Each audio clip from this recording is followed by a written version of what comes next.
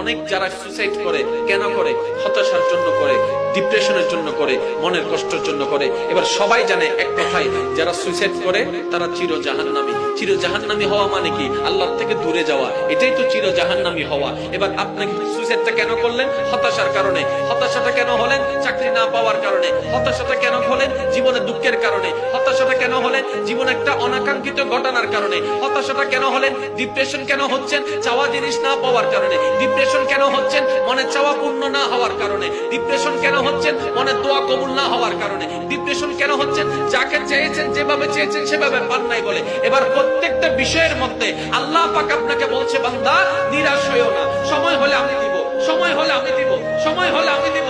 বান্দা কখন কি দরকার, কি অবস্থায় দরকার, কতটুকু দরকার তুমি জানো না, তোমার বিবেক জানে না, কারণ আমি আল্লাহ তো জানি। আর আমি সময় হলে দিব, যেটা তোমার জন্য উত্তম সেটা দিব। এর